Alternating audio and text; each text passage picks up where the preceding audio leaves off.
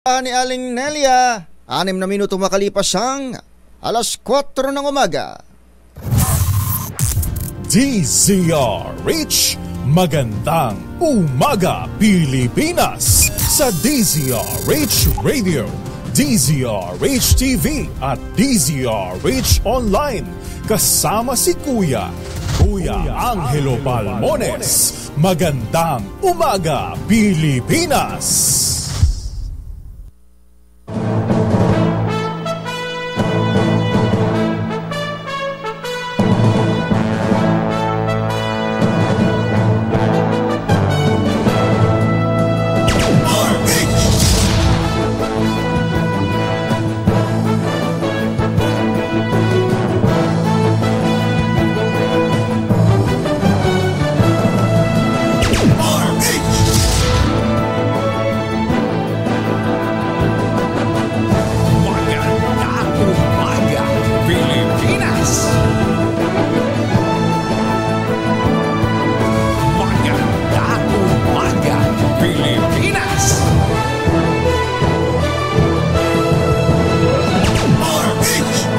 Magandang umaga Pilipinas!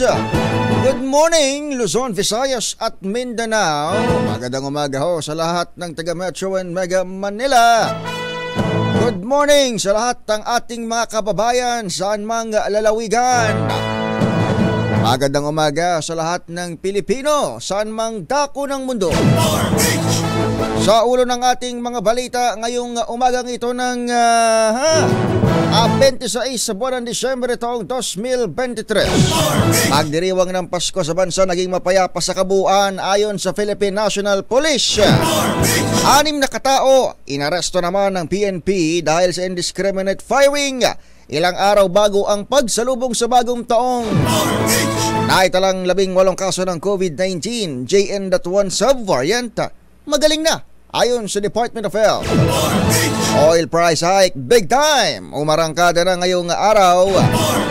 Siyam na hinihinalang miyembro ng New People's Army patay sa engkwentro sa Bukidnon sa araw ng Pasko.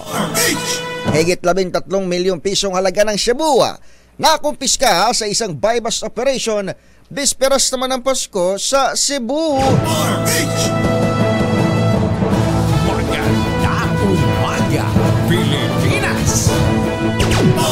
Yan ang ating headlines ngayong araw ng Martes.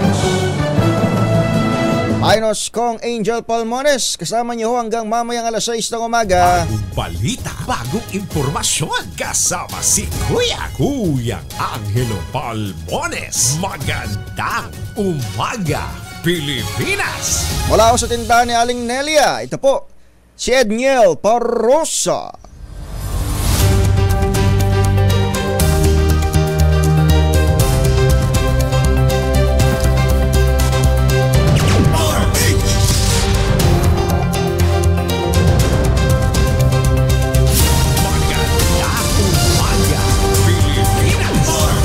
Gising na bangon na kapi-kapi na ho Pilipinas. Itinuturing ng Philippine National Police na generally peaceful o mapayapa sa pangkalahatan ang pagdiriwang ng Pasko ng mga Pilipino ngayong 2023. Ayon pa Police Colonel Jean Fajardo, tagapagsalita ng PNP, ito ay dahil walang naitalang anumang untoward incidents sa nakalipas na 24 oras. Very good. Sa mensahe naman ni PNP Chief Benjamin Acorda Jr., tiniyak ng opisyal ang buong pusong paglilingkod ng kapulisan para sa peace and order at kaligtasan ng publiko. Sinabi ni Acorda na nakikiisa rin ang mahigit sa 232,000 puwersa ng PNP sa masaya at mapayapang pagdiriwang ng Pasko. Naka-alerto ngayon ang PNP. Ngayon mismong araw na ito, a day after Christmas, ay kasabay nito ang ika-55 anibersaryo ng Communist Party of the Philippines, New People's Army. 6 naman ang naaresto ng PNP, Philippine National Police dahil sa iligal na pagpapaputok ng baril. Ayon sa tagapagsalita ng PNP na si Police Colonel Jean Fajardo, isa sa mga naaresto ay pulis na 3 beses nagpaputok ng baril sa Davao City. Gayunpaman, hindi pa nagbibigay ng kompletong detalye ang PNP sa iba pang insidente ng indiscriminate firing, pero isa umano rito ang nagtamo ng sugat. Wala pa namang recorded o naitatalang insidente ng stray bullet o pagkakasugat dahil sa ligaw na bala.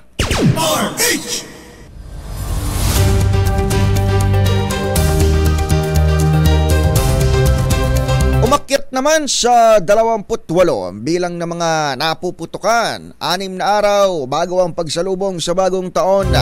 Batay sa datos ng Department of Health, nadagdagan pa ng 16 ang bagong kaso ng naputukan o fireworks-related incident o injuries sa day 4 ng kanilang paglalabas ng kung tawagin FWRI, itong fireworks-related incident report.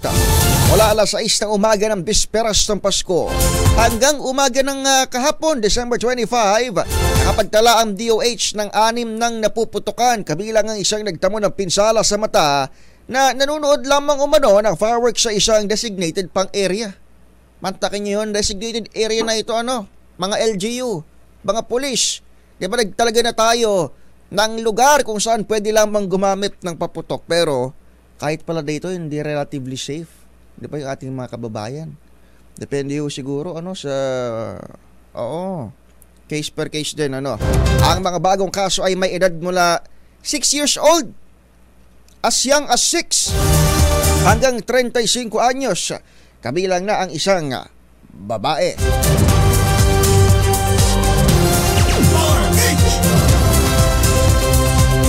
Alas 4:12 ng umaga, inamin naman ng Lechon Capital of the Philippines sa La Loma, Quezon City, kaunting baboy lamang ang kanilang malelechon sa New Year. Sa pagsalubong sa 2024.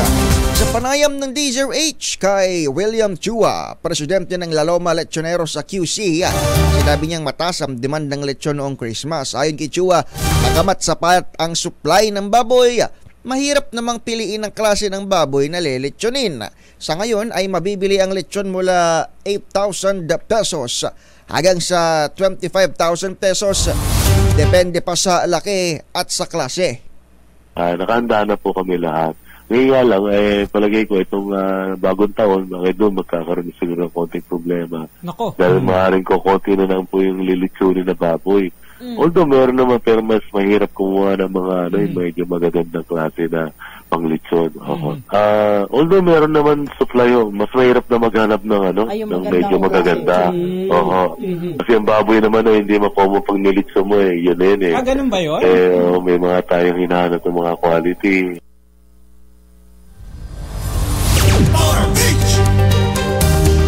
Mamaya madaanan ng ilang mga lechonan. Kumusta kaya ang ating mga pork products, dahil may mga grupo na humihiling na magkaroon ng SRP. Kapag may SRP kaya sa pork product, magkakaroon din ng SRP sa lechon o hiwalay na na sistema.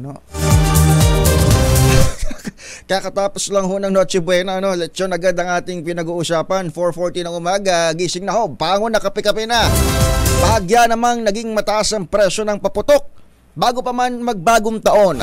Ayon kay Lea Alapide, presidente ng Philippine Pyrotechnic Manufacturers and Dealers Association, stable naman ang supply ng paputok o firecrackers, kaya sakali mang tumaas ang presyo ay kakaunti lamang. Kanawagan naman ni Alapide sa publiko bumili na ng paputok hanggat maaga upang hindi makipagsiksikan pa sa peak days ng bentahan nito sa Bukawi, Bulacan, halimbawa December 29 to 31. Nauna rito na nawagan naman si Secretary Benner Abalos ng DILG sa mga lokal na pamahalaan na magpatupad ng total ban upang maiwasan ang pagtaas ng bilang ng mga napuputukan at insidente na rin ng sunog.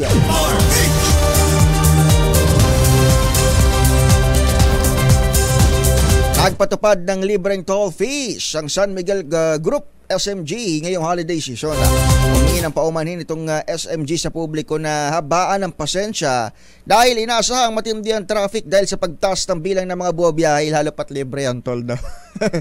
Sa abiso ng San Miguel, walang babayarang toll fees sa mga dadaan sa may Southern Tagalog Arterial Road o STAR, maging sa South Luzon Expressway Skyway System, NAIA Expressway at Tarlac Pangasinan La Union o T-Plex Expressway mula alas 10 ng gabi ng December 31 hanggang 6 in the morning ng bagong taon, January 1. Muna nang nagpatupad ng free toll ang naturang kumpanya noong December 24 hanggang kahapon, araw ng Pasko. Nagpahayag ng suporta ang San Miguel Group sa hakbang ng Toll Regulatory Board sa lumipat sa cashless collection sa mga major tollway para tumulong na mabawasan ang traffic congestion.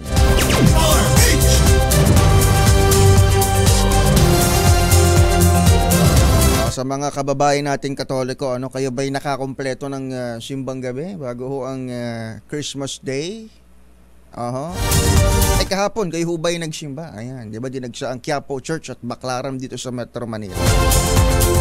Para sa mga kababayan nating Katoliko, sumisimbolo raw ang Pasko sa pagmamahal ng Diyos. Ito ang naging mensahe ni Manila Archbishop Cardinal Jose Advincula sa homily ng pangunahan nito ang misa sa Manila Cathedral bisperas ng Pasko. Ayon sa Arsobispo, ang kahulugan ng Christmas ay hindi nasusukat sa mga bagong damit, pera at kapangyarihan dahil ang pinakamagandang regalo umano ay wala sa kahon, kundi nasa pagmamahal at pagbibigay halaga sa ating kapwa. Dagdag ng Arsobispo, ang Pasko ay pagpapaalala na kailanman hindi tayo mag-iisa dahil ang araw na ito ay siyang pagsilang ng anak ng Diyos na makasasama daw natin habang buhay.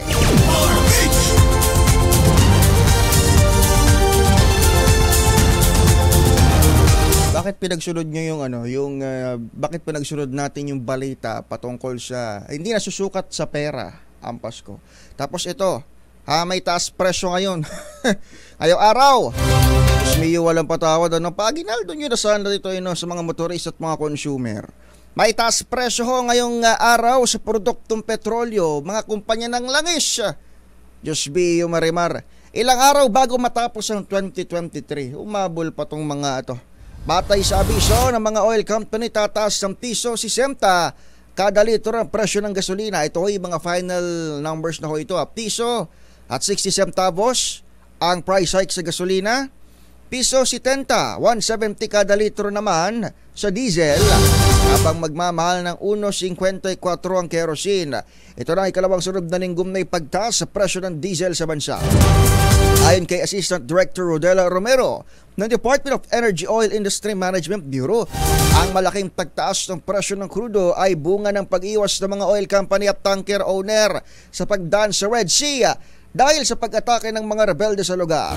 Batay sa data ng DOE, umabot na sa 11 pesos per liter ang itinataas na presyo ng gasolina ngayong taon, 3.95 per liter sa diesel, habang ang net decrease, buti pa sa kerosene, sa gas, may net decrease, 31 centavos per liter hanggang December 19.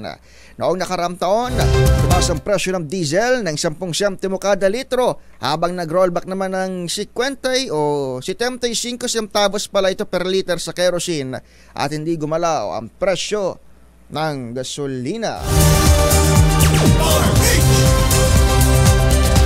Speaking of Red Sea, kung matatandaan nyo nitong weekend, binalita natin na idineklara na hong high-risk zone ang Southern Red Sea, maging yung bahagi ng karagatang papasok doon sa Gulf of Aden para naman doon sa ating mga seafarer. Hindi lamang sa mga Pilipinong seafarer, sa lahat ng mga maglalayag sa buong mundo. Idineklara ng International Bargaining Forum bilang high-risk area ito. Ibig sabihin, para sa mga seamen natin, mga tripulanting Pinoy, mga seafarer, meron po kayong kalayaan para tumanggi na bumiyahe sakali man ng inyong shipping. Ang inyong sasampahang barko ay dadaan dyan sa nasabing mga bahagi ng Red Sea dahil delikado. If we remember, November, a month after ng pagsiklab ng gera sa Israel, yung mga sympathizer, at grupong Houthi mula naman sa Yemen, nang-hijack ng mga barko, kung saan 2 barko na ang naglalaman ng mga Pinoy crew. Dahil tayo naman na may pinakamaraming seafarer sa buong mundo, most likely kapag mahina-hijack ang barko, may Pinoy dyan, mataas ang chance. So, 2 barko na ang nadadamay, kaya isinulong ng Department of Migrant Workers, Department of Foreign Affairs sa international community, ideklarang high risk yung lugar na yan.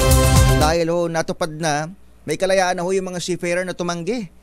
kung sila ho ay babiyahe dyan sa Red Sea, particular dyan sa may southern portion at yung papasok sa may Gulf of Aden. Pero kapag sila naman ay walang no choice, hindi, walang ganun. Kung sila naman ay pipiliing sumampa pa rin sa barko, ay nagkakaroon sila ng dobleng compensation at doble ring sahod. Mahirap naman kung compensation lang yung doble, 'di ba? Antayin mo pang madali ka bago mo makuha yung dobleng ano. Pati sahod doble. Dapat to ay alam ho yan ng mga pamilya at ng mga mismo nating mga kababayang marino, na mga seafarer na nagbubuwis ng buhay para lamang ho makapagbigay ng kanilang kita para sa kanilang mga pamilyang iniiwan dito sa Pilipinas. Magandang umaga, Pilipinas! Alas 4:21 ng umaga, magbabalik tayo para sa ilan pang mga balita. Stand by for more. Natin sa tindahan ni Aling Nelia, 4:26 ng umaga. Magandang umaga, Pilipinas! Kasama niyo pa rin ho inyong lingkod si Edniel Parrosa hanggang alas 6 ng morning dito ho sa Magandang Umaga Pilipinas. Magandang umaga, Pilipinas! 26 sa buwan ng Disyembre, isang araw pagtapos ng Pasko.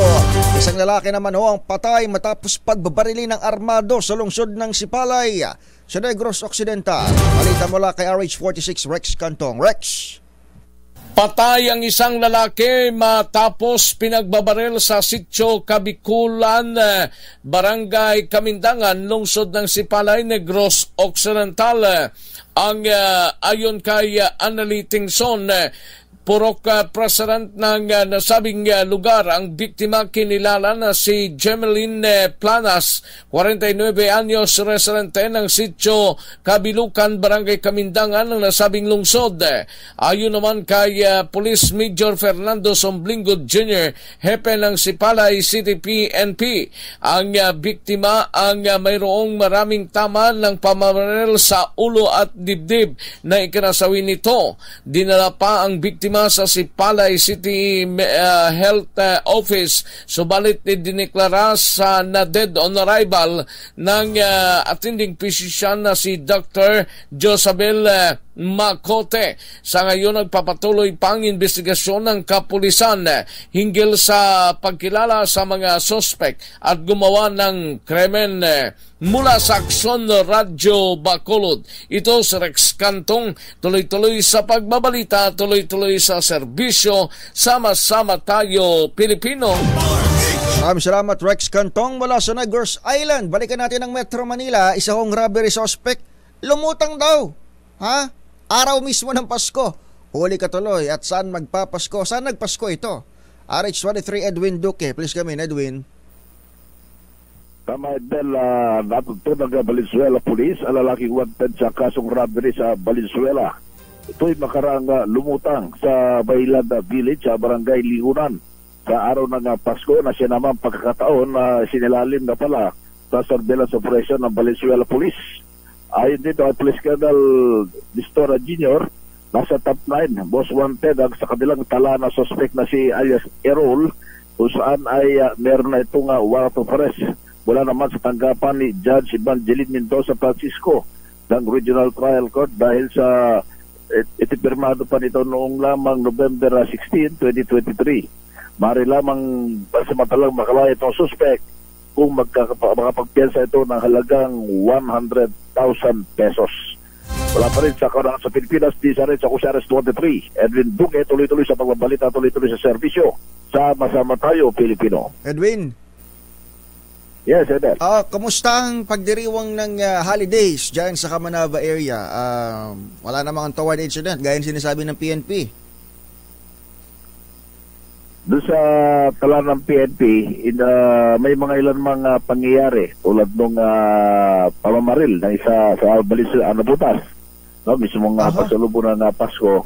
Pero yun lamang yung naitalang nagkaroon ng pamamaril, pero doon sa kabuuan tala ay naging tahimik naman sa pagsalubong ng Pasko at kahapon yung mismong pag-selebrasyon ng Pasko. Hindi ganong karami yung mga batang namamasko sa lansangan Ang karamihan yun, mga... Baka naman namamaso yung nagtatago galing ka sa mga kasi kaya probinsya. wala. Oh, baka naman nagtatago ka kasi kaya wala ka nakita mga bata. Marami nagtatago. Siguro dahil na rin sa medyo hirap yung buhay. Iyon. At may mga ilan na talagang uso ng social media ngayon Paring iba, dinadaan sa GCash, yan Yun. naman ganyan. Kaya hindi na nagpupuntahan. Meron iba naman, may mga GCash, wala namang laman. Yun. Kaya naiintindihan ng mga inaanak. Pero karamihan ng namamasko kahapon sa mga lansangan, yung mga AITA, na IP. minsan punong-puno. Marami sa lansangan. Pero yung mga kabataan, siguro dahil sa sakit, yung kumakalat na sakit. Sabi nga ng mga magulang, huwag na kayong lalabas dahil baka mahawaan tayo ng sakit na yung lumalaganap kayo. Kaya may mga batang nakakaunawa dahil alam mo naman, ng mga nakarang pandemic, ay naging aral na sa mga kabataan na kapag lumalabas, lalo na sa mga mataong lugar minsan, nagiging dahilan ng kanilang pagkahawa sa sakit. Nakita kahapon, umikot ka rin dahil kahapon araw ng Pasko, may mga umahabol pa rin sa mga terminal, pero meron pa ba mga ganon? Dahil ngayong araw, ang sinasabi ng mga bus company, ngayong araw inaasahan din magbabalikan agad yung mga nagsiuwian itong Pasko. Kumusta ang monitoring sa mga terminal at mga sakayan, Edwin? Kung kahapon, medyo kakaunti lang yung pasahero. May mga pahabol kung ilan, meron namang hindi makapag-antay ng mga bus na pabalik-gali sa mga probinsya. Karamihan naman ay dyan sa may bahagi ng Balintawak. May mga pumapatol pa rin sa mga kolorum na bus. Ayun. At mga private van, no? Dahil sabi nga, kahit anong paalala ng mga LTO na huwag sumakay sa mga kolorum, pero dahil doon sa pangailangan makauwi, yung iba kasi, dito na nagsalubong ng Pasko sa Maynila So yung umahabol naman pa uwi, may mga ilan, pero sa mga bus terminal kakaunti lamang. Pero sabi ka nung mga bus terminal dito sa Caloocan, posibleng darami rin yung uuwi na ayaw sumabay dun sa ibang araw na maraming pasahero, ay maaaring ngayong hapon ay may mga mabas mag-uwian na o ngayong maghapon. Kaya inasahan natin na darami na yung mga pasahero sa bus o yung pabalik galing ng probinsya. Pero ngayong maghapon, malalaman natin yan, Del, kung gano'n nga, yung karkula ng mga terminal na maraming babalik ngayon galing sa iba't ibang mga probinsya na sila naman ay magdiriwang ng pagsalubog ng bagong taon dito sa Metro Manila. Ayun, approve, Edwin. Ayan, dahil ngayon malamig na yung panahon, randam na yung Pasko at pagsalubog ng bagong taon. Ay mula pa rin dito sa Kabaraba, ako pa rin sa RS23. Back to you, Angel. Maraming salamat mula sa Northern NCR, si Edwin Duque.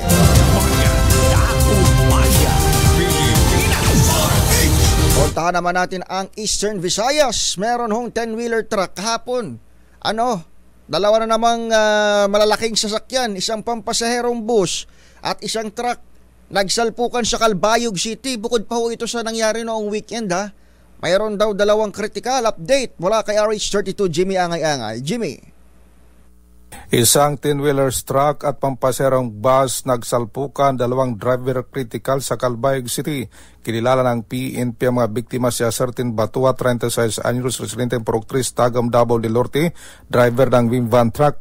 Binirao Jr., 54 anyos, residente ng Purok 14, Barangay Commonwealth, Quezon City, driver ng Civil Star Shuttle and Tours.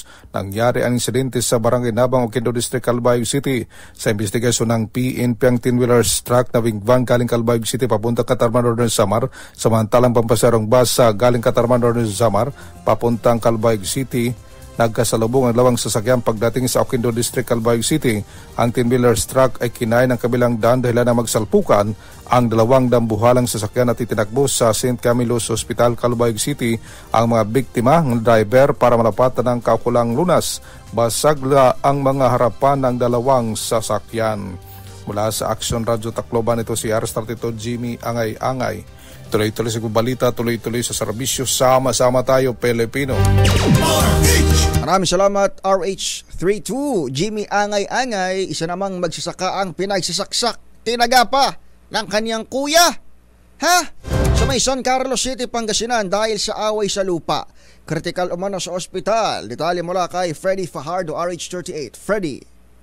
Nagpasko sa paggamutan ng isang 50 anyos na magsasaka na si Julie Ramos matapos itong saksakin at tagain pa ng kanyang kuya na si Wilfredo, 51 anyos, kapwa magsasaka at residente ng Barangay Libas sa nabanggit na lungsod. Sa ulat ni San Carlos City Chief of Police Lieutenant Colonel Jose Abaya II, naganap ang insidente pasado alas 10 ng umaga ng linggo nang magtungo ang biktima sa bukid ng kanilang mga magulang kung saan ay pinagtatalunan pa nila ang hatian nito. Nilapitan siya ng suspect at pinagmumura hanggang sa naglabas ng ice pick at pinagsasaksak ang biktima at hindi pa ito nasihan. Tinaga pa ito gamit ang sukbit niyang itak. Agad nadali sa paggamutan ng biktima na patuloy pang nilalapatan ng lunas ng mga doktor habang naaresto naman ng mga nag-responding police ang suspect. Subalit hindi nabawi ang ginamit itong patalim.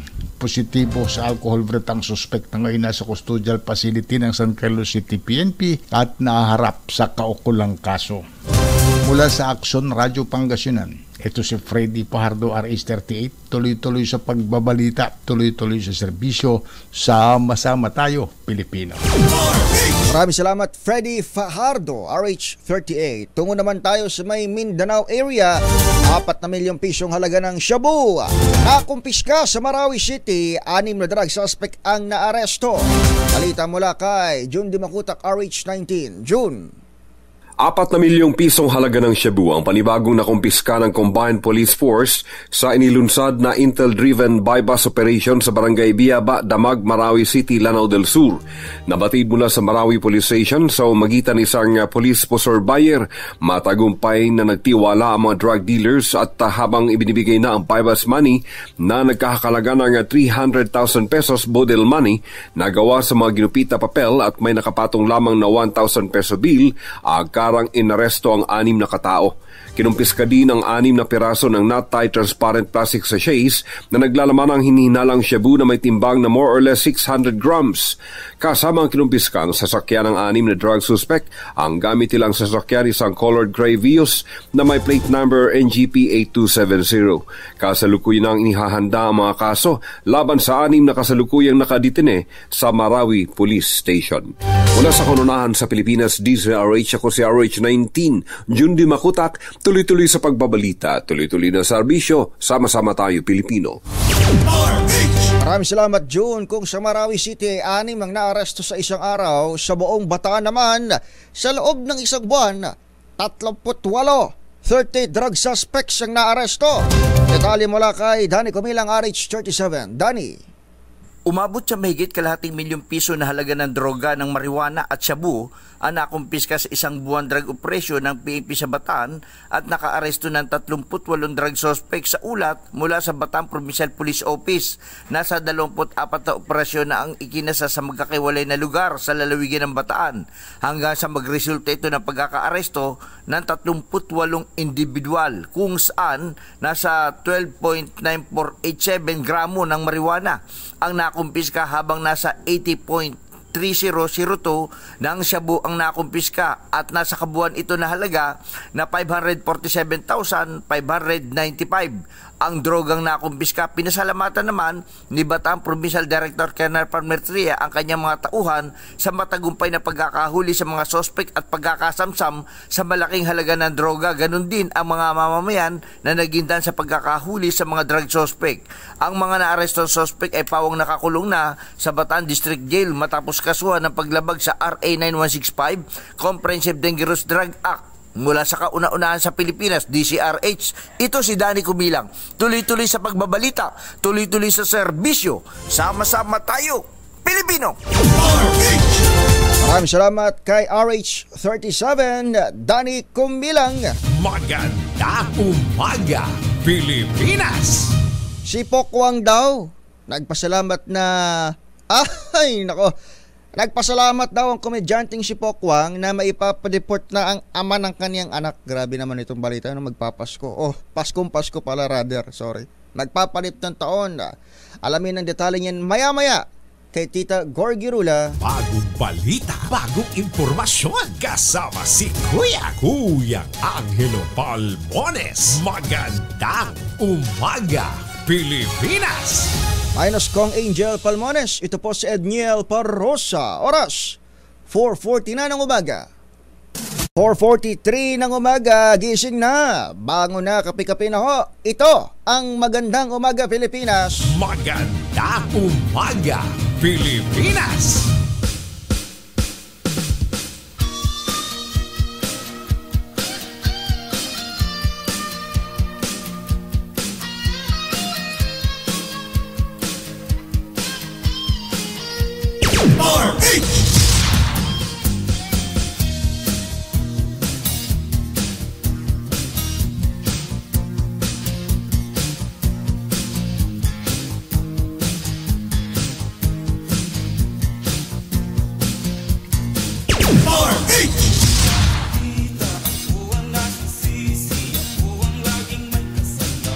Ang Communist Party of the Philippines, the People's Army, ay nagdiriwang ho ngayong araw ng kanilang anibersaryo, kung di ako nagkakamali, 55th, tama ba? Ika-55 anibersaryo. Anyway, nagdiriwang ho ang CPP-NPA ng kanilang anibersaryo ngayong 26 ng Disyembre. Kaugnay ho niyan, sila ho ay nagdeklara ng unilateral ceasefire. Ibig sabihin ho, tigil putukan, pero sila lang ang nag-declare. Kumbaga pag sinabing unilateral, yung kaputukan mo hindi naman sumagot, hindi nagsabi, ako meron, titigil kami. In spirit of the holidays, di ba? In celebration of the holidays. In observance of the holidays, di ba? Unilateral yung ceasefire. It is important to note na 2018 sila, should I say, ito yung unang beses na nagdeklara ng ceasefire ang CPP-NPA sa kanilang end. Since malaglag o mawalang saysay yung peace talks sa pagitan ng Administrasyon Duterte noon, then President Rodrigo Duterte at ng makakaliwang kilusan or Hanay, 2018. So since 2018, tapos 4 to 5 years, after 4 to 5 years, ngayon lamang ho nagdeklara ng ceasefire on their end, itong CPP-NPA. Pero tinawaran ito ng Armed Forces of the Philippines sa atin hong panayam kay Colonel Medal Aguilar noong Sunday. Tagapagsalita ho ng AFP, si Colonel Aguilar, sinabi niyang, kahit naman mag-declare sila o hindi, it is an empty statement, sabi ni Colonel Aguilar, kasi in the first place wala naman ng puwersa yung NPA. Ang burden of proof o ang dapat pagpatunay ng kanilang sinseridad sa exploratory talks. Remember, meron hong ongoing hong exploratory talks. Ibig sabihin, wali hong binuksan yung peace talks, or should I say, wali binuksan yung negosasyon para sa peace talks sa pagitan ho ng gobyerno ng Pilipinas at ng National Democratic Front. Nang sinasabi ho ng AFP, hindi naman kami ang dapat magpatunay na sincero kami sa peace talks, dapat sila. In the first place, walang dapat ideklarang ceasefire o pansinin. Hindi na daw pinapansin ng AFP yung ceasefire declaration dahil wala naman ng talagang banta yung NPA dahil wala na silang active front, mahina na yung grupo. If tama yung data ko, 3,000 plus ang na-neutralize kasama na ho yung mga sumuko since January hanggang nitong November. Ang nagbabanggit ho nito ay ang AFP sa Tatahang Lakas ng Pilipinas. Mula ho kahapon, araw ng Christmas hanggang ngayong 26th, kasabay ho ng kanilang anniversary ng NPA, ay nagdeklara sila ng ceasefire. Ayan. Pero kahapon, ang sarap po ng higop natin ng kahapon ng sabaw Siyempre nag-duty tayo, tapos pag-uwi natin, tsaka pala natin nakasama yung pamilya, pasyal-pasyal konti, sarap ng higop natin ng sabaw Tapos bigla may breaking news. Alam niyo naman ho pag mga reporter, lalo na kapag kapag taga DCRH wala akong pinipiling lugar tong mga to Paano yung mga inabutan namin ditong mga mentors namin? Yun ho ang training sa amin. Di ba? Lalo na kapag malalaking balita, breaking news. Sarap ng higop ko ng sabaw sa mall May enkwentro sa bukid nun. Ayun na nga ho. Christmas encounter. Kahapon ho sa bukid doon. Baka lamang ho hindi nyo ho na uulunigan. Sa gitna ho ng declaration ng ceasefire ng CPP-NPA, again, hindi naman ho sinagot ng AFP Pero sa gitna ho ng unilateral ceasefire, nagkaroon ng enkwentro sa Bukidnon. Siyam na miyembro umano ng mga armadong rebelde ang napatay ng mga sundalo ng Philippine Army diyan ho sa bahaging yan ng nasabing probinsya.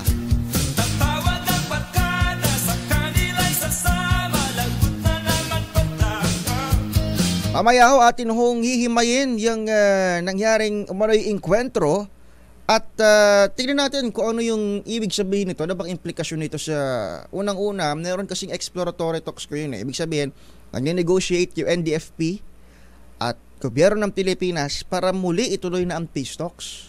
Diba? Regardless kung mahina na yung NPA or hindi, kung meron silang leader o wala, ayaw naman natin talaga magpatayan. Yun ang sinasabi ng administrasyon, yun ang sinasabi ng AFP. So, sumuko na yung mga dapat nang sumuko at ibaba na ang mga armas. Tigilan na itong armado pakikibaka ng mga rebelde. Anong implikasyon ng mga ganitong klaseng declaration ng ceasefire tapos may tigil? Tutukan daw pero may enkwentro at may namamatay. Kapwa natin Pilipino, panahon ng holidays. Importanteng holiday para ho sa Pilipinas. Mamaya ho, pag-uusapan natin yan sa mga ilang saglit. Bagong balita, bagong impormasyon. Kasama si Kuyang Angelo Palmones. Magandang umaga, Pilipinas! Ayos kong Angel Palmones, makakasama nyo hanggang alas 6 ng umaga. Ito po si Edniel Parrosa. Sa ating balitang showbiz, si Pokwang nagpasalamat na maipapadeport na ang ama ng kanyang anak. Dali bala kay Tito Gorgie Rula. Tito Gorgie. Abala si Pokwang sa pagpopromote ng MMFF movie nila ni Eugene Domingo na Becky and Badette, kaya ayaw muna niyang ituon ng pansin sa deportation case na isinampa niya laban sa dating partner na si Lee O'Brien. Nang nakachikahan namin sandali nang mag-theater tour sila sa SM North EDSA kahapon, matipid ang sagot nito tungkol sa desisyon ng Bureau of Immigration na ipapadeport na si Lee O'Brien, ang ama ng kanyang anak. Narito ang sagot ni Pokwang tungkol sa isyong iyan. Tawag dito, ano ba? Grateful, yung lawyer ko naman ang nag-asikaso ng lahat and siya talaga yung sumasagot muna for now. And nakafocus muna kami ngayon sa napakasayang Metro Manila Film Festival. And of course, syempre, wala kayong pasasalamat natin dahil napanigan tayo. Yan ang pahayag ni Pokwang at hindi lang daw muna niya ito maipaliwanag sa ngayon sa kanyang anak na si Malia dahil masyadong bata pa raw ito para harapin ang problema ng kanyang magulang. Basta masaya si Pokwang dahil umayon sa kanyang desisyon ng immigration at magandang resulta sa box office ng pelikula nila ni Oge na Becky and Badette na entry sa Metro Manila Film Festival na nagsimula na kahapon. Mula sa kauna-unahan sa Pilipinas, DZRH, ito po si Gorgie Rula, tuloy-tuloy sa pagbabalita, tuloy-tuloy sa serbisyo. Sama-sama tayo, Pilipino. Maraming salamat Tito Gorgie Rula. O nga kahapon nag-start, umarangkada na ho yung MMFF, Metro Manila Film Festival. Kasama ho yung pamilya ko nandiyan kami kahapon sa may sa area ng Cubao. So patangkilikin ho natin ang mga sariling pelikulang Pilipino.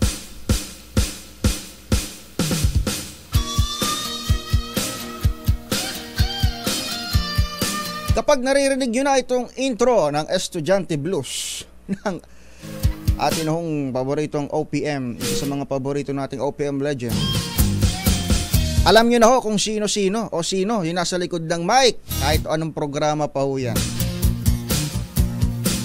Hindi ho ito Sunday Updates inaano ko lang, nililipat lang namin yung bed namin ng Sunday Updates.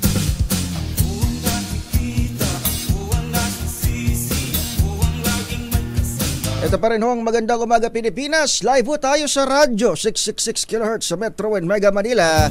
Napakikinggan din ho sa 18 relay stations nationwide. Number 1 na sa Mega Manila, tunay pang nationwide. Buong kapuluan. Napaparod din ho ang RH News Television sa cable channel Sky Channel 129, Signal Channel 18, Destiny Cable Channel 129, Cabling Channel 3, Bicol CATV System, TVZ Cable Network, JP Cable TV at Madera Cable TV. Para naman ho doon sa mga netizen, live na live at buhay na buhay din ho ang MUP Magandang Umaga Pilipinas sa DZRH live streaming. Meron ho tayo sa YouTube, yung DZRH TV 4K live stream sa DZRH News Television. Napakayabang, 4K daw ang live stream. Good morning ho sa lahat ng ating mga kababayan. Pabatiin ko kayo maya-maya lamang. Live din tayo, magandang umaga Pilipinas, sa DZRH News Facebook page. Good morning ho sa inyo. Good morning kay Zenaida Esconde. Good morning daw sa DZRH at sa lahat ng mga laging nakasubaybay sa ating istasyon. Good morning kay Edgardo Tapang, nanonood via YouTube. Si Renato Bucaloy, sisisihin na naman daw ni Senator Pimentel ang AFP kung bakit pumatol sa NPA under ceasefire. Tingnan ho natin ano ba talaga istorya dito. Si Noriel Manonos, good morning daw, watching from Marinduque. Good morning ho sa inyo. Si Fiery Sapphire, may katungkulan pa nga sa gobyerno, kalaban mismo daw ng gobyerno. Ayun, may leader daw. Kaupay nga aga sa inyong tanan. Si Sam Cablao, good morning daw, watching naman siya dito sa Metro Manila sa May Malabon. Umpisa na yan ang pagtaas ng produkto ng langis, sabi ni Rodolfo Tanyo sa atin hong YouTube. Ito yung reaksyon ng humahabol na malakihang price increase sa diesel. Tapos, pag nagpalit ho tayo ng kalendaryo, pag binuklat nyo ho yan, unless meron na ho kayong, kami rito may mga kalendaryo na kami, nila Boss Kaloy Meron ba dyan sa technician? Yung kalendaryo natin? Yung maliliit yung numero? Oo, yung maliliit na numero, kaya hirap na ako magsalamin Liliit ng numero ng calendar namin dito sa technician Pag nagpalit na ho kayo ng kalendaryo, kung ngayon ho umahabol yung oil price increase, pag nagpalit tayo ng kalendaryo, LPG price hike, 3 pesos ata, Tama ba? Napakalaki, Diyos biyo, wala patawad, Pasko bagong taon, Merry Christmas, Happy New Year, kay Grace Taboy. Thank you po advance, sabi niya, Happy New Year si Pablito de la Cruz. Si Irene Año-Nuevo, Merry Christmas daw sa lahat ng OFWs sa iba't ibang bahagi ng mundo. Mamaya naman, si Romulo Jalino naman sa Tala, Caloocan. Mamaya ho, good morning ho sa atin ng mga nakasubaybay sa ating Facebook page. Kayo naman ho ang isa-isahin natin. Maaari rin ho kayo mag-text, bumate sa ating text line 0919-282-6485. 0919-282-6485. Atin hong papasadahan yan, mga messages nyo. Komento sa atin hong mga balita at mga diskusyon at syempre mga pagbati. 0919-282-6485. Magandang umaga, Pilipinas! Sa ating Facebook, si Ma'am Becky Tasuka, good morning ho mula sa Japan, diba? Lagi hong nakatutok ito Good morning ho, kumusta ho kayo Miss Becky? Si Revelito Magallones, mula daw sa Victoria, Tarlac. Nanonood naman mula sa Northern Samar, maulan pa ba dyan? May shear line pa rin ba nakaka-apekto? Sigor Consador. Si Willie Bico, good morning ho sa inyo. Si Alberto Lalas, happy watching from Iligan City. Mula naman sa Caloocan din dito sa NCR, si Aldi Dorota. Nanonood sa atin via Facebook streaming. Good morning Pilipinas, good morning sa Lucena. Clan ng Semirara, Kaluya, Antique, galing kay Boyong Konkon sa ating Facebook channel. Si Ria Soto na nagpapaulan din ng stickers. Good morning at Merry Christmas. So si Primo Kamate, wala raw sa May Rizal at Isabela o Albano Isabela. Ayun, Barangay Rizal pala ito. Good morning ho Sir Primo. Si Ray Venus, magandang umaga daw at Happy New Year. Happy New Year ho sa ating lahat, hindi lamang ho sa DZRH kundi sa ating listeners. Wala naman sa Silay, Negros Occidental. Narinig niyo ho ba kanina yung balita ni Rex Camptong? Si Vernilo Sianosa, good morning ho sa inyo. Sabi ni Arlene Esquilona, nakakasad naman daw yung ilan natin mga balita ngayong Christmas. Ang maganda ho, kung PNP ang tatanungin, generally peaceful ang ating hong Christmas Day kahapon. Pero tama ho kayo, may mga aksidente pa rin talaga. Ito nga, may encounter sa Bukidnon. May mga oil price hike pa rin. Nakakalungkot pa rin yung iba nating mga balita. Si Assistant Secretary Cecil Santos, ang kumadrona, nakatutok daw sa MUP. Good morning at mapagpalang umaga. Kaya si Cecil Santos, si Crispin Nosguinis, good morning po. At si Emma Samiliano, good morning. nanonood naman mula sa Antipolo City. 0919-282-6485. Tayo ho'y magbabalik para sa ilan pang mga balita dito sa Magandang Umaga Pilipinas. Magandang Umaga Pilipinas. Kasama niyo si Edniel Poros hanggang 6 in the morning. Mamaya kausapin natin ng Philippine National Police. Sabi niyo nakakalungkot yung mga balita natin. Ngayon himayin natin yung iba't ibang mga insidente at ano ba yung mga pagbabantay na dapat nating silipin sa panahon ng pagpapalit ng bagong taon. Kanina may balita tayo, ilan doon sa mga fireworks related injuries, naitala doon mismo sa designated areas. Di ba? Yun na nga ho yung yun na nga ho yung relievo natin kaysa iba ng totally yung pangapaputok at fireworks. Maglagay ng mga designated areas kung saan pwede ang pailaw.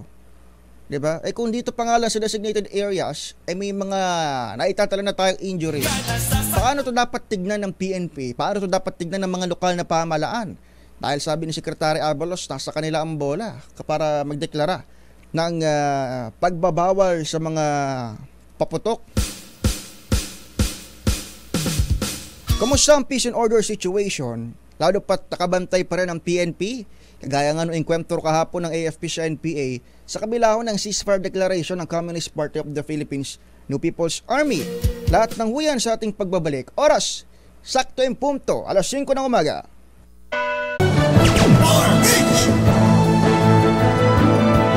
Magandang umaga Pilipinas. Good morning Luzon, Visayas, Mindanao. Magandang umaga Metro and Mega Manila. At sa lahat ng ating makababayan sa lahat ng ating lalawigan, kumusta ho? Araw tayo ngayon ng Martes, 26 sa buwan ng Disyembre, taong 2023. Isang araw pagtapos ng Christmas, minus kong Angel Palmones. Nakakasama niyo hanggang alas 6 ng morning. Ito pa rin po si Edniel Parusa. Kamustahin natin ang magiging kalagayan ng panahon ngayong umaga. Kasama natin si Sir Patrick Del Mundo mula sa DOST Pag-asa. Sir Patrick, good morning ho sa inyo. Magandang umaga po Sir Edniel at sa ating mga taga-subaybay. Sa kasalukuyan, umiiral pa rin yung hanging amihan sa may Luzon at yung easterlies pa rin ang umiiral sa may silangang bahagi ng Visayas at ng Mindanao.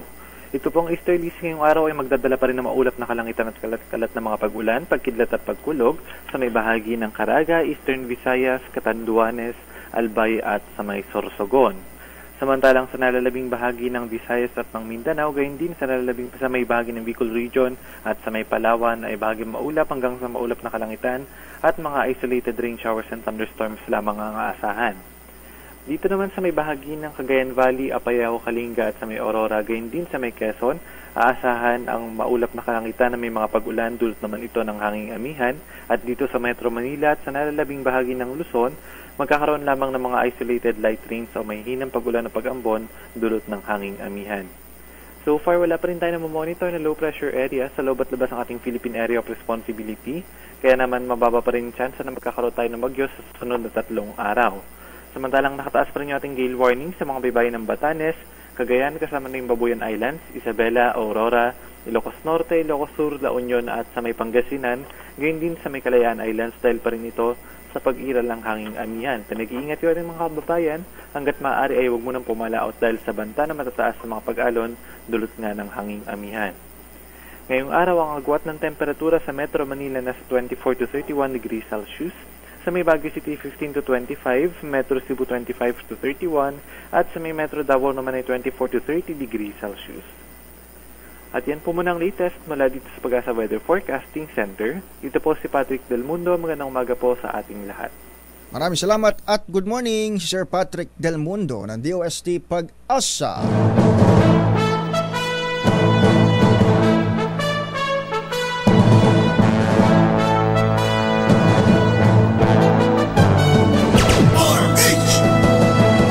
Magandang umaga Pilipinas.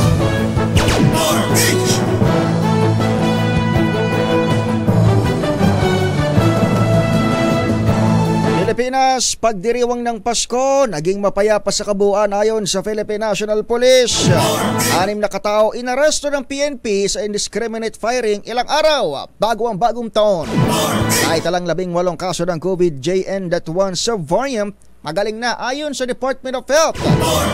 Oil price hike umarangkada na ngayong araw na ito ng Martes. Siyam na hinihinalang miyembro ng New People's Army patay sa engkwentro sa Bukidnon.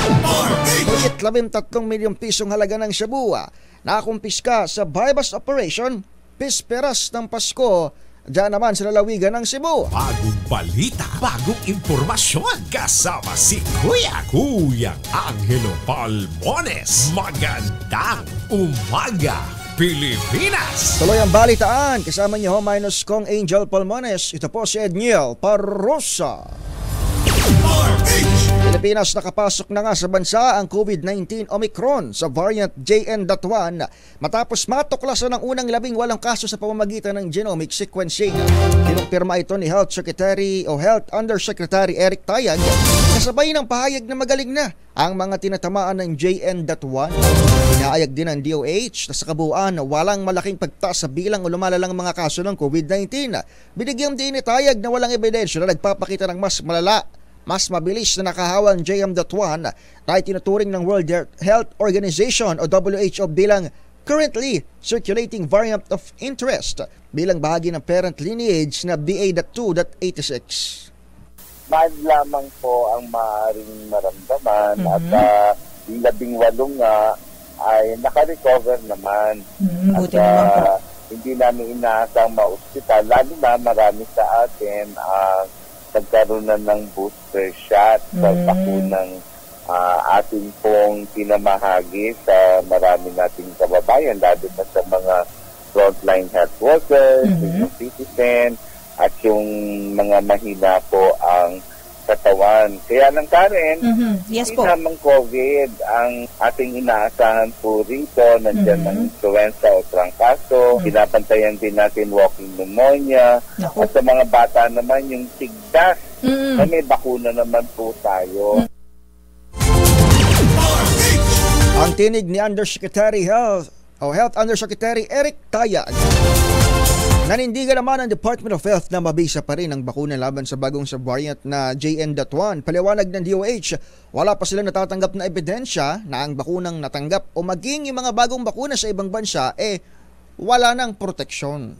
Ang pahayag ng ahensya, kagawaran, kasunod ng naitalang 18 kaso ng JN.1, itong subvariant na Omicron COVID-19 kung saan nakarecover na nga ang Pilipinas. Bagaman nakarecover na sa 18 cases ng JN.1, nanatili pa rin nakabantay ang DOH laban sa iba pang mga subvariant.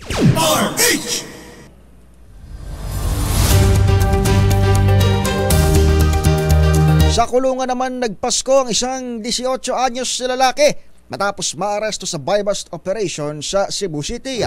Nakuha mula kay Angelo Flores ang nasa 2 kilong hinihinalang Cebung tinayang may halagang 13.6 million pesos.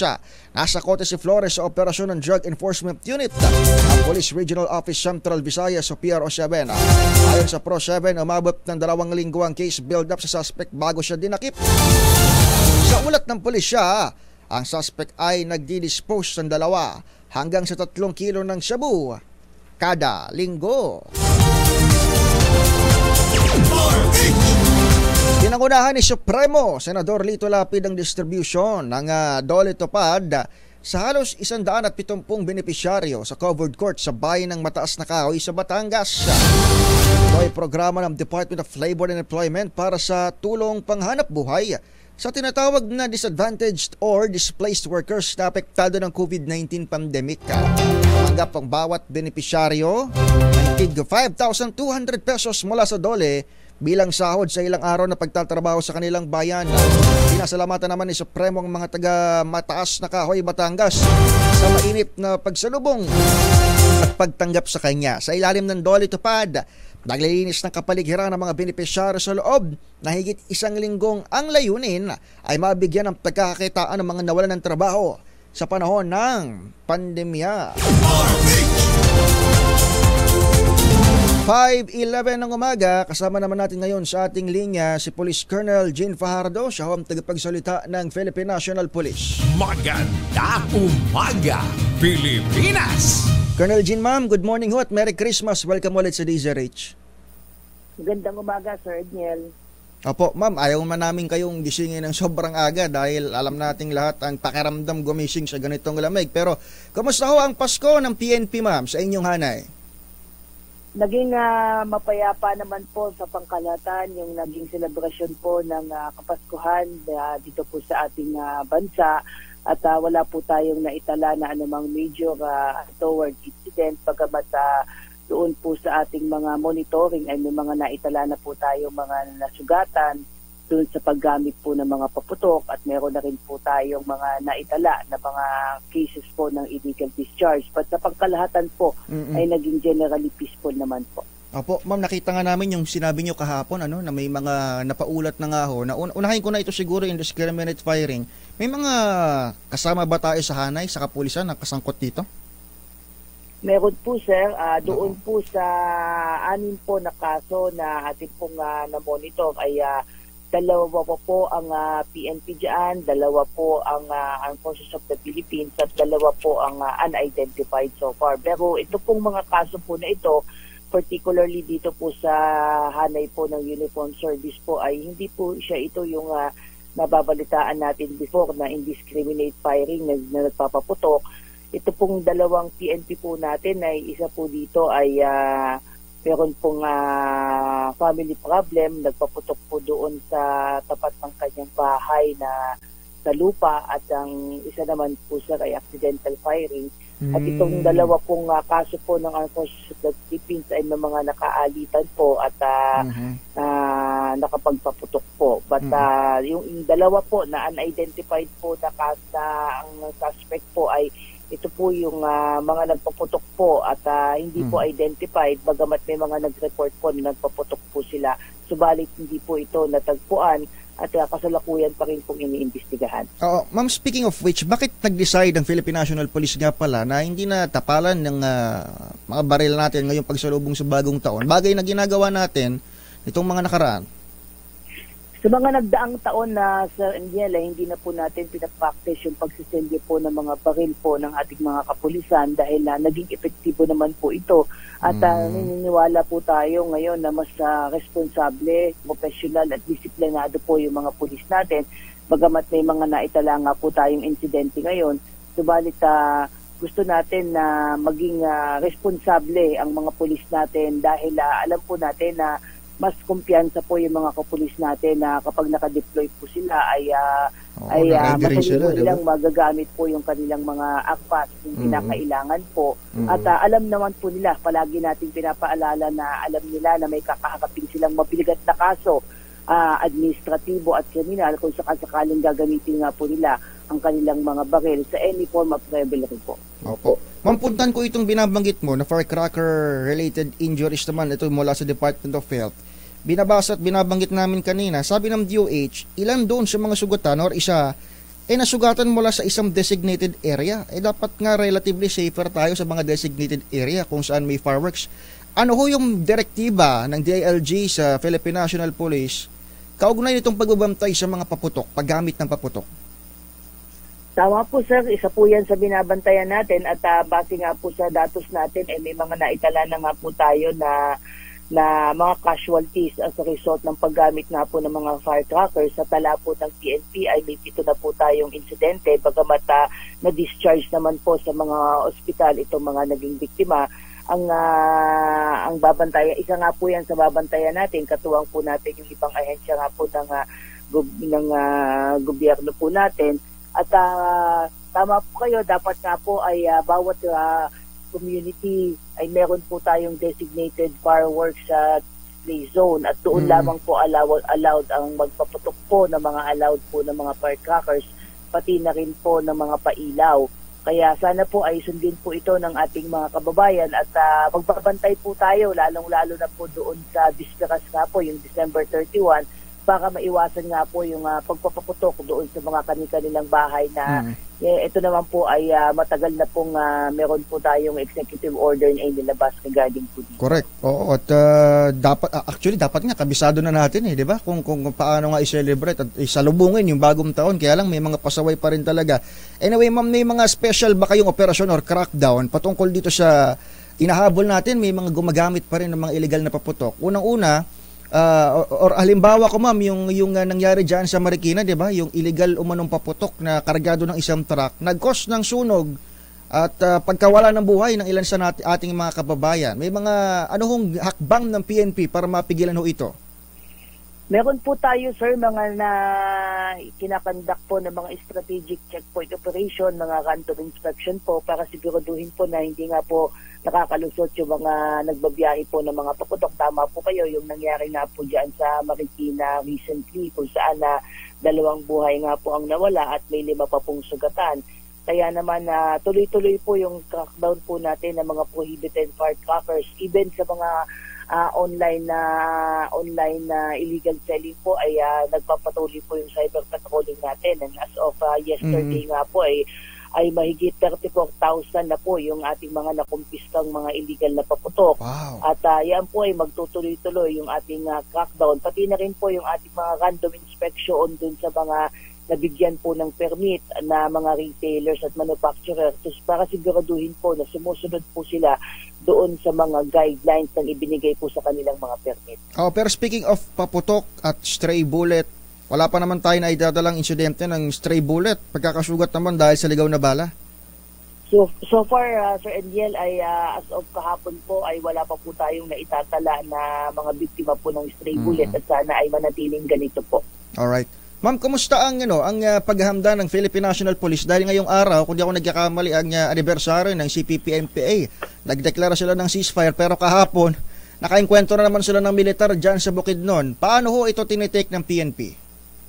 Ito po ay patunay, sir, na yung kanilang mga pananalita ay hindi na natin na pinanghahawakan dahil alam na po natin yung ating karanasan sa mga nagdaang taon po na hindi po natin basta po pwedeng ibaba yung ating mga proactive stance dahil alam natin na may mga pag-harassment at ambuscades po silang ginagawa. Tama po kayo, meron nga po enkwentro yung ating Armed Forces of the Philippines sa mga miyembro po ng NPA. Kaya naman po on the part of the PNP bilang suporta po sa Armed Forces of the Philippines ay we will maintain our proactive stance, lalong-lalo na po doon sa mga police stations po natin na malayo po sa kabihasnan at vulnerable po sa enemy attacks ay nagdagdag po tayo ng puwersa para siguraduhin na hindi po tayo malulusutan ng anumang banta sa ating seguridad po.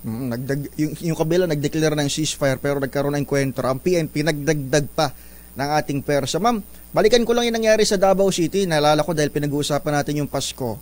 May resulta na ba yung investigasyon doon sa sa ramming ng military truck? Pinasok ng ng isang lalaki yung truck ng ating task force Davao, Colonel. Tama po, sir, nakakalungkot yung nangyari po noon at yung miyembro po ng ating Armed Forces of the Philippines na nag-iwan po ng kanilang army truck na umaandar po ay kasama po sa kinasuhan po natin. Dahil it was a negligent thing to do for him na iwanan na umaandar po yung kanyang sasakyan. Kaya pag may mga namatay po doon at ang sinasabi po ay iniwan niya yung sasakyan dahil nag-personal necessities. Bagamat dahil ito ay nagkaroon na po ng aksidente at ang lumalabas po yung sumakay po doon ay may problema po sa pag-iisip. Ayun. Lumabas na yung resulta, Colonel. Ayan po ang bigay po sa atin na ulat ng City Director po ng Davao City Police Station na lumalabas na meron pong problema sa pag-iisip itong sumakay po na nagpaandar po ng sasakyan. Para sabi nga natin, it would not have happened kung hindi nga po iniwang nakabukas po yung makina po ng sasakyan. Maliban doon, liability po talaga. Maliban doon, ma'am, sa negligence na nakita sa driver, sino pa ho yung mga kinasuhan ng PNP doon ho sa nangyari? Yun po nga, mismo nga po na army soldier po na may nagdadrive po ng truck at yung po rin na yun nga po, unfortunately nga po yung isang yung mismong suspect na nagpaandar po na nagresulta sa pagkakasugat at pagkamatay nga po ng ilan ay may problema sa pag-iisip. Subalit kasama po siya sa ating kinasuhan at doon na lamang po sa paghihir ng case na natin at pagdidisyonan kung ano ang magiging hatol po ng korte. Opo. Si Police Colonel Jean Fardo, ma'am, sa inyo ho pagkakataon, baka may paalala kayo sa ating mga kababayan kaugnay ng pag-obserba naman natin, papalapit ang pagsalubong sa bagong taon. Yes po, unang-una po ay nagpapasalamat po tayo sa ating mga kababayan sa patuloy nilang suporta at kooperasyon sa kanilang pambansang pulisya. Yan ay patunay sa patuloy pong pagbaba ng ating mga kaso na dahil na rin po sa kanilang kooperasyon. Sa ngayon po ay malapit na po nating ma-witness lahat ang pagtatapos po ng taon na ito. Ang ating pong lagi paalala ay mag-ingat po sana tayo. Huwag po nating tangkilikin at binhin po yung mga prohibited firecrackers. Maaari naman po nating salubungin ang bagong taon ng ligtas at payapa. Wala po tayong masasaktan na ibang tao, hindi rin po tayo masasaktan na pansarili. Pwede nating salubungin ang bagong taon ng ligtas at payapa, but on the part of the PNP, patuloy po tayo magbabantay at hihingi po ng kooperasyon sa ating mga kababayan po. Salamat, ma'am. Ang tagapagsalita ng Philippine National Police, si Colonel Jean Fajardo. Thank you, ma'am. Thank you, sir. Maganda umaga, Pilipinas! Iba pang mga balita, panayam, diskurso sa ating pagbabalik. Oras, 5:22 ng umaga. Sa mismong araw ng Pasko, kahapon ho ito, kung kailan umiiral pa rin o nagsimulangang umiral ang 2 araw na ceasefire sana na idineklara ng NPA. Ayon sa AFP, tumugon ang kanilang mga tauhan sa report na may presensya ng rebelde sa barangay Kanayan, Kibalabag, Kulaman at Mapulo. Nasamsam din ang mga sundalo ang 8 armas habang nakikipag-ugnayan na ang AFP sa mga residente sa posibleng pagkakakilanlan ng mga rebelde. Kaugnay ho nito, nasa ating linya ang tagapagsalita ng Philippine Army, si Lieutenant Colonel Louis De Maala. Colonel De Maala, sir, good morning ho. Welcome sa DZRH. Yes, good morning. Good morning din sa ating mga tagapanood at tagapakinig. Apo, si Edniel po ito, sir. At Colonel, kumusta ho itong ang initial investigation nyo ho dito? Meron na bang identity itong siyam na umano'y rebelde? Ongoing pa rin, Edniel, no? Ang pag-identify nitong siyam na nasawing mga membro ng CPP-NPA. Opo. Sir, habang binabasa namin yung report kahapon at Paskong Pasko, di ba, nakakalungkot na may ganitong klase ng engkwentro, regardless kung may ceasefire o wala. Paano po nag-ugat itong operasyon na ito ng Army? At maaari niyo bang maidetalye sa amin paano ho nagkaroon ng engkwentro between our forces and the supposed NPA members, sir? Galing ito yung information galing sa mga residente rin ng naturang mga barangay. No, nagsabi sila na mayroong mga presensya ng CPP-NPAs doon sa kanilang lugar, kaya nag-umakto ang ating mga kasundaluhan na nandoon sa lugar. And pagpunta nila doon sa lugar, sir, paano ba to? May nangyaring firefight? Yes, no? May firefight. Naunang pinutukan ng ating mga kasundaluhan, kaya dahil nung nakita ng ating mga sundalo na medyo malakas yung depensa ng kalaban, kaya nag-request sila ng support from our Philippine Air Force and other assets ng Philippine Army.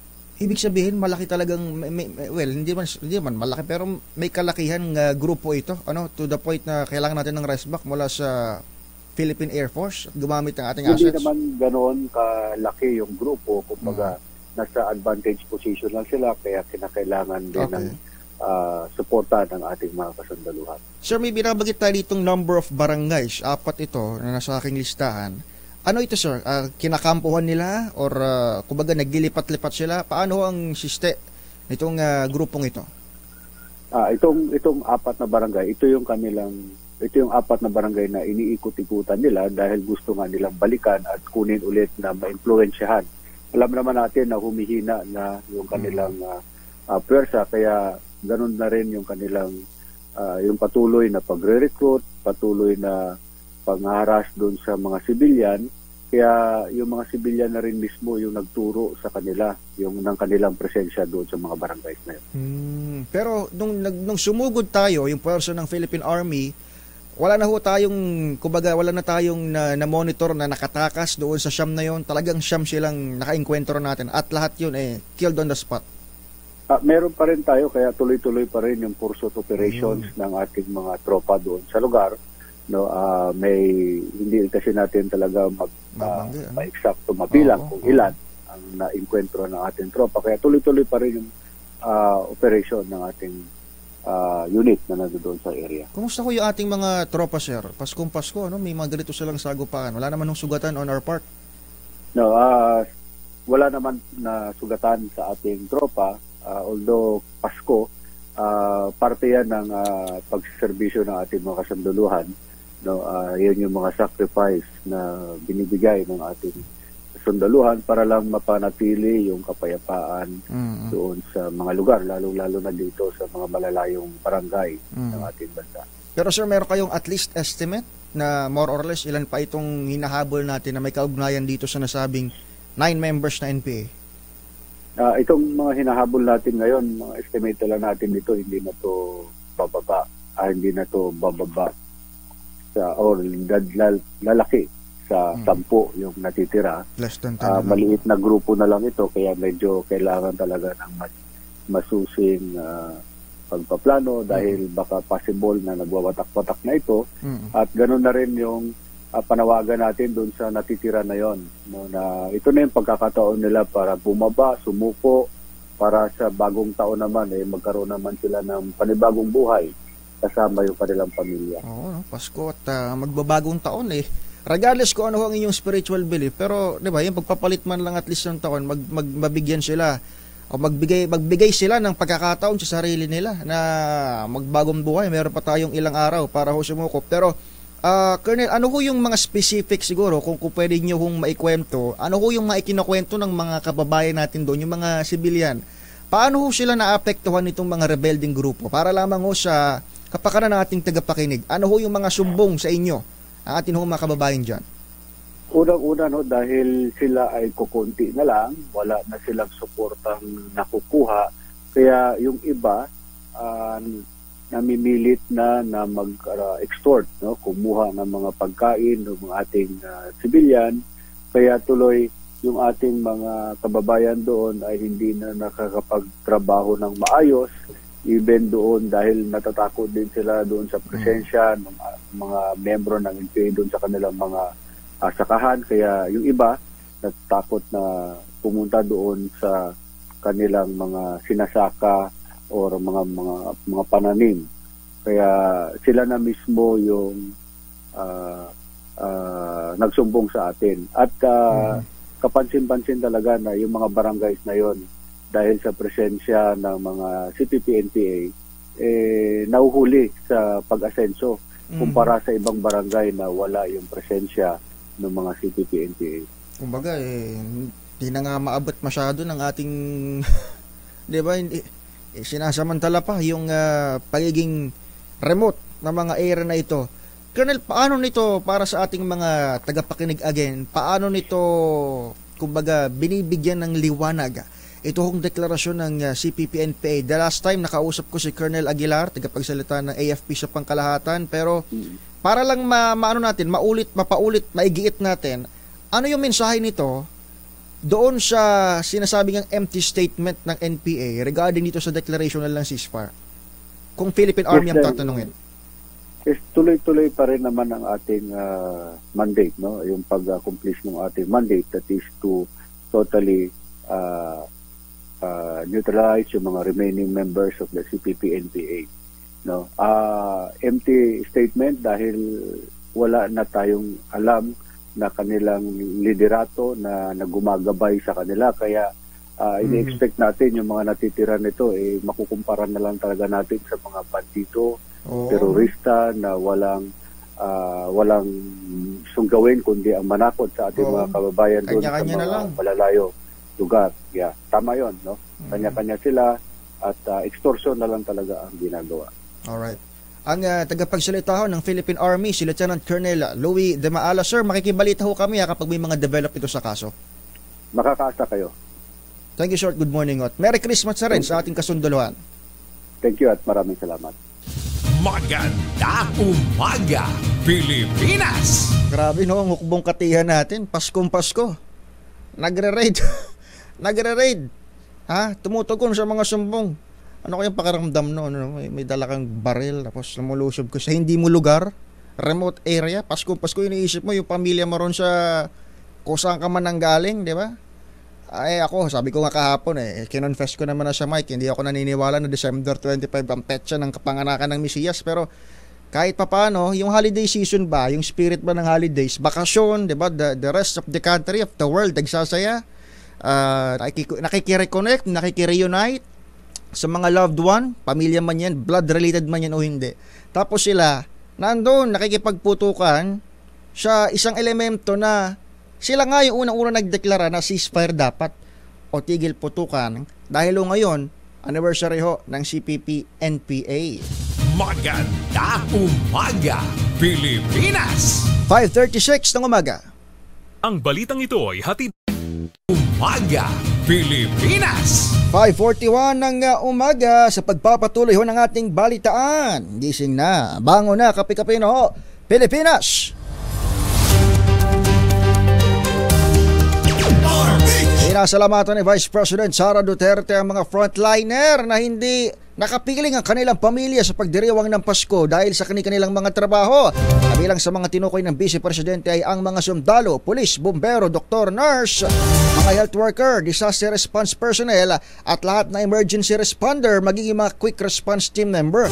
Ayon kay VP Sara, nagsisilbing pag-asa at katatagan ang sakripisyo ng mga frontliner para sa Diyos at pamilya habang sumisimbolo rin ito sa katapangan at pagkakawang gawa.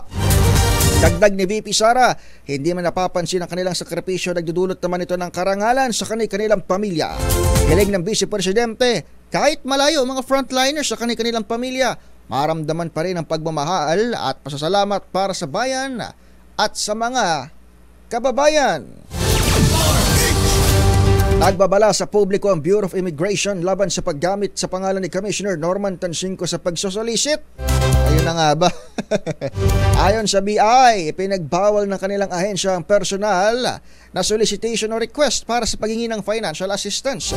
Sinabi ni Tansinko na hindi sila nagre-reply sa ganitong mga request. Hinimok ng opisyal ang publiko na kung sakali may matanggap silang kahina-hinalang mensahe o personal na info, huwag agad mag-reply, sa halip i-report ito sa otoridad. Nasa 5,000 turista ang naitalang bumisita sa Boracay Island noong Pasko. Sana all. Ayon kay Mayor Florebal Bautista, ang bilang ng arrival sa Boracay ay mababa sa kapasidad ng isla na 6,405. Yung mas mababa pa pala Sinabi ni Bautista, mahigit 2 milyong guests ang nagpunta sa isla ng Boracay bago pa man sumapit ang Pasko. Muling nagbukas ang tanyag na Cannon Road sa Baguio City para maibsan naman ng traffic patungo sa syudad. Ayon kay Mayor Benjamin Magalong, chairman ng Metro Bliss Development Authority, light public and private vehicles lamang na may gaang 10 tonelada pababa ang maaaring dumaan sa Cannon Road. Ang Cannon Road ang pinakamaiksi sa 3 dinadaanan patungong Baguio City, may haba lamang na 34 kilometers. Gate ni Magalong, ang pagbubukas ng kalsadang ito ay paraan ng lokal na pamahalaan para maibsan ang traffic sa 47-kilometer Marcos Highway. Samantala, may nakatalaga pa ring vacation lane para sa mga taong pupunta lamang sa mga tourist destination sa Baguio, maging sa iba pang bahagi ng Cordillera. Pinuri naman ni Immigration Commissioner Norman Tansinko ang mga immigration personnel sa kanilang serbisyo sa kabila ng pagbuhos ng libo-libong mga pasahero sa bansa. Ayon kay Tansinko, 59,541 na katao ang dumating sa bansa noong December 22 at 58,993 hanggang noong December 23. Isang araw lamang ito, mas mataas ito kumpara sa 51,930 o 390 na katao noong araw ng December 1. Sinabi ni Tansinko na saludo siya sa mga frontliner personnel ng immigration na nagpapatuloy sa kanilang duty at sinakripisyo ang kanilang oras kasama kanilang mga pamilya ngayong holiday season. Tiniyak naman ni Tansinko, daragdagan pa nila ang kanilang mga tauhan habang inabisuhan naman ang mga pasaherong gumamit ng e-gate sa mga airport para sa mas madaling pagproseso ng kanilang mga biyahe. Sarado ang northbound lane ng Ross Boulevard EDSA flyover simula ngayong araw, December 26, para ho sa mga motorista hanggang sa araw ng Sabado, December 30. Again, ngayong araw ho, para ho sa mga babiyahe pa lamang, sarado ang Ross Boulevard EDSA flyover northbound hanggang sa araw ng Sabado, December 30. Ayon sa Department of Public Works and Highways, layo ng pansamantalang closure na ito na maipagpatuloy ang pagsasaayos sa nasirang parte ng kalsada at maikabit ang dalawang natitirang expansion joints. Dahil dito, inabisyuhan ng DPWH at ng Metropolitan Manila Development Authority ang mga motoristang asahan ang pagbagal sa traffic sa nasabing lugar, habang pinayuhan din ang mga itong humanap muna ng mga alternatibong ruta. Tiniyak ng DPWH na tatapusin nilang pagkukumpuni sa daan sa lalong madaling panahon. Oras sa tindahan ni Aling Nelia, 5:46 na umaga. Magbabalik tayo kasama ng ilan pang mga balita.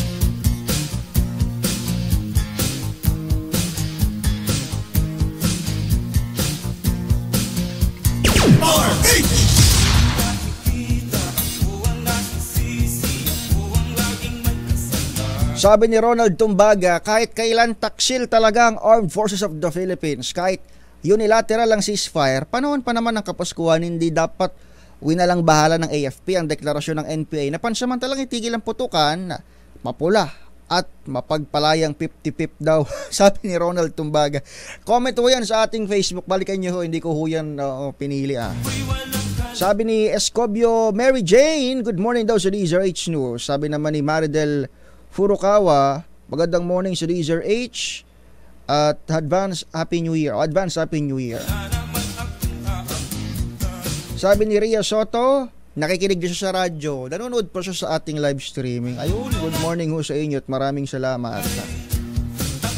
Ito yung tinatanong ko kanina, Ronald Tumbaga kay Lieutenant Colonel De Maala. Paano ba nagkasi kahapon sa report ng AFP? Walang nakalagay kung paano nag-start yung enkwentro. Basta pumunta yung AFP doon sa lugar. Bigla mayroon ng siyam na casualty. Wala pa nga photos hanggang sa mga oras na ito Pero tingnan natin mamaya sa mga update. Sabi naman kanina may firefight daw. Nauna raw magpaputok ang Communist Party of the Philippines ng People's Army. Sabi ni Renato Bucaloy, baka magalit ang mga senador at congressman at party list kung lulusubin ang mga NPA base. Ayun. Sabi ni Antonio Muñoz, bakit hindi naman daw puntahan at tugisin ang mga sinabing lugar na may mga rebelde? Sabi ni Master Neri, tama si VP. Wala raw kwenta kausap ang mga NPA na yan. Sabi ni Renato Bucaloy ulit, di kaaya-ayang ginawa ng ating militar. Ayan, sabi daw ni Senator Coco Pimentel. Iba-ibang pulso ho yan, magkakaibang panig. Kung inyo hong babalikan, yan ho'y magkakaibang panig ho ng pulso ng ating publiko kaugnay ho ng mga pinakahuling kaganapan sa ating ibinalita. Ito hong enkwentro sa gitna ng ceasefire na idineklara ng New People's Army na first time ho nilang idineklara ever since mawala ang usaping pangkapayapaan noong 2018 under then President Rodrigo Roa Duterte. Approve. Umaga, Pilipinas. Iginit ni Pangulong Bongbong Marcos Jr. na tanging gobyernong may concern sa problemang kinasasangkutan ng BRP Sierra Madre. Ito ay matapos payuhan ng Amerika ang Pilipinas na kumpunihin ang World War II ship. Ang barkong Sierra Madre, isang lumang barko na nakatambay sa Ayungin Shoal para mapanatili ang presensya ng bansa at gawing naval post sa West Philippine Sea. Ayon kay Marcos, purely a Filipino concern ang sitwasyon ng BRP Sierra Madre at patuloy na gagawin ng Pilipinas sa makakaya nito para magkaroon ng resupply sa mga tao roon. Mga sundalo nating doon nagpalipas ng Pasko at most probably doon magpapalipas ng bagong taon, magpapalit ng kalendaryo para mapanatili ang presensya ng ating hong bansa. Agit ni Marcos, hindi lamang ang Estados Unidos ang ikakampi ng Pilipinas dahil nagpapadala rin ng patrol ships sa ilang bansa gaya ng Japan, South Korea, Australia, Canada at mga European country. Balita sa Metro Manila, ipinatupad ng lokal na pamahalaan ng Parañaque ang mandato ng gawing requisite ang paglalagay ng CCTV cameras bago ma-renew ang mayor's permit. Batay sa inilabas na ordinansa, City Ordinance No. 14-03, kailangan magpalagay muna ng CCTV camera sa mga business establishment at private subdivision sa Parañaque. Ayon kay Mayor Eric Olivares, ang mga business establishment na sakop ng ordinansa ay mga bangko, mall, paupahan, gas station, supermarkets, money changers, mga convenience stores, paaralan, fast food, at restaurants, maging iba pa. Sakop din ang establishment na may daily transactions na 50,000 patas o may 200 daily client. Magsisimula ang renewal ng business permit sa syudad mula January 3 hanggang sa February 28 ng susunod na taon. Umami na ang suspect na si Art Tondo sa pananaksak sa biktimang si Canis Minica Seming, kapatid ng madrasta ng aktres na si Colleen Garcia Crawford. Pilit ng suspect nakainom siya na mangyari ang krimen. Aniya, pinaalis siya ng biktima habang hinahanap ang kanyang asawa. Ilang sandali lamang kumuha ang suspect ng panaksak sa isang kwarto. Pinagtataga ang biktimang si Seming. Nagtamo si Seming ng mga kalmot sa mukha at leeg na siyang ginamit din ng Antipolo Police para maikumpara sa mga nakuwang DNA sample sa crime scene. Sa ngayon, nasa kustudiya na ng Antipolo PNP Station sa Tondo at haharap sa kaso namang murder. Umani ng mga parangal ang pamahalang lungsod ng Quezon sa ginanap na National Bike Day Awards and Recognition 2023 ng Department of Transportation maging ng Department of Interior and Local Government sa Iloilo City. Kinilala si Mayor Joy Belmonte sa kanyang advokasiyang pagkakaroon ng mas maayos at ligtas na bike lanes maging sa pagsusulong ng sustainable at alternatibong transportasyon sa lungsod. Binigyang pagkilala ang mga naging kontribusyon na Belmonte at inisyatibo ng local government ng QC, City of Stars. Iba yung Star City sa QC, City of Stars. Wag ho kayong malilito. Sa implementasyon ng programa at polisiya para sa aktibong transportasyon. Nakatanggap ng Gold Award ang Quezon City sa kategorya ng Bike Lane Infrastructure Quality. Sa Mobility Awards 2023 kamakailan lamang, kinilala rin ang lungsod bilang Most Bicycle Friendly City. Nakatanggap ng Gold Award at nag-number 1 sa ranking bilang nangungunang lungsod sa buong bansa. Maganda umaga, Pilipinas! 4 na pelikula sa Metro Manila Film Festival nagbakbakan sa takilya. Pinilahan, tinutukan niya ni Morley Alinio. Tita Morley. Gising na ang showbiz! Kahapon ay nagsimula na nga ang Metro Manila Film Festival, pero 4 na pelikula agad ang nagsalpukan sa paramihan ng mga manunood. At ito ay ang Family of Two ni Sharon Cuneta at Alden Richards. Hindi rin nagpahuli ang When I Met You in Tokyo ng Star for All Season na si Vilma Santos at Christopher De Leon. Hindi rin nagpatalbog si Piolo Pascual para sa kanyang Malyari. At ang mag-asawang Dingdong Dantes at Marian Rivera ay bonggang-bongga rin para sa kanilang Rewind. Maganda, tahimik at marami ang mga manunood kumpara sa mga nakaraang taon ang Metro Manila Film Festival. Inaasahan na makukuha ng pamunuan ng Metro Manila Film Festival ang kota o ang kanilang tinatarget na kita for this year dahil maganda ang pakikipagkooperasyon ng mga artista at producer sa kanilang mga pelikula. Congratulations! Yan ang ating DZRH Showbiz Hottest News. Ito po ang inyong RH47. Morley Alinio, tuloy-tuloy sa pagbabalita, tuloy-tuloy sa serbisyo. Sama-sama tayo, Pilipino. Babu! Maganda umaga, Pilipinas! Maraming salamat, Morley Alinio. At sa balitang yan, nagtatapos ang Magandang Umaga, Pilipinas ngayong araw ng Martes, 26 sa buwan ng Disyembre, taong 2023. Isang araw, makalipas ang araw ng Christmas. Kita-kits ulit tayo mamayang MBC Network News alas 12 ng tanghali sa RH News Television. Mayros kong Angel Palmores, ito po ang inyong lingkod si Edniel Parrosa. Oras sa tindahan ni Aling Nelia, 2 minuto bago mag alas 6 ng umaga, 2 por 2 na with Yuel Reyes.